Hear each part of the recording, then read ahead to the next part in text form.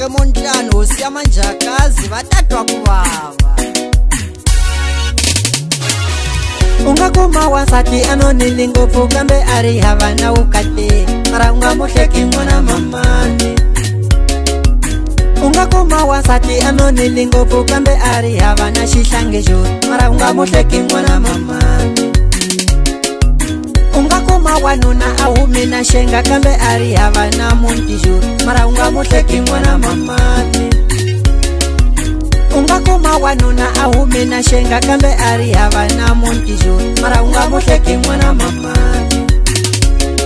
Unga muhleki n'wana mamani, unga muhleki n'wana mamani, unga muhleki n'wana mamani, hikuva na ye swa muyisa moyeni. Unga muhleki n'wana mamani, unga muhleki n'wana mamani, unga muhleki n'wana mamani, hikuva na ye swa muyisa moyeni. Teka teka teka teka teka teka teka teka teka teka teka teka dawa pashiwo leswi.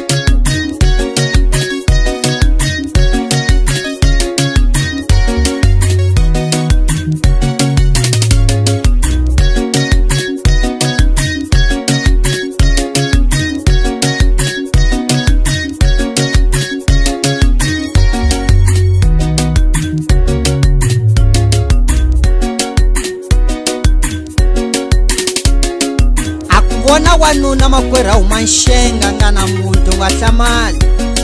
U vona wansati anone ngopfu kamba nga na vukati unga hlamali makwerhu ni n'wana nga na n'wana. Sati njhira makwarenda 50. A mina ndzi ya vakokwani leyi rhwaleke ku tika hi yona. Tshamani mi swi tiva leswi. A loko a famba wanuna la xitratwini u ta va twa va ku papayi luya uteka leli lembe ulikoka ulavisa ndzhaka una resultado. Uteka leli lembe ulikoka ulavisa ndzhaka una resultado. A loko jikajika u ta kuma ku mina ndzi ya vakokwani leyi mpfaleke kwa ya ka muti kumba kuma vukati. Se ni vitisa mina hosi ya Manjakazi, nuku kasi hi nghena kwini ka mina ndzi ya vakokwani hikuva ka hi nga li kona nkama wa kona wolowo.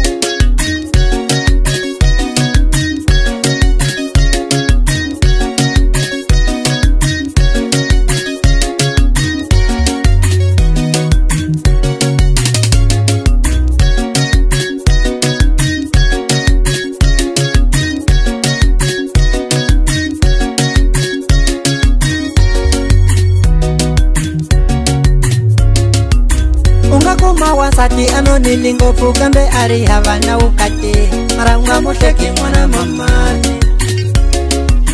Unga kuma wansati anonile ngopfu kambe ari hava na xihlangi xo, mara unga muhleki n'wana mamani. Unga kuma wanuna a humi na xenga kambe ari hava na muti xo, mara unga muhleki n'wana mamani. Unga kuma wanuna a humi na xenga kambe ari hava na muti xo, mara unga muhleki n'wana mamani. Unga muhleki n'wana mamani, unga muhleki n'wana mamani, unga muhleki n'wana mamani, hikuva na ye swa muyisa moyeni. Unga muhleki n'wana mamani, unga muhleki n'wana mamani, unga muhleki n'wana mamani, hikuva na ye swa muyisa moyeni.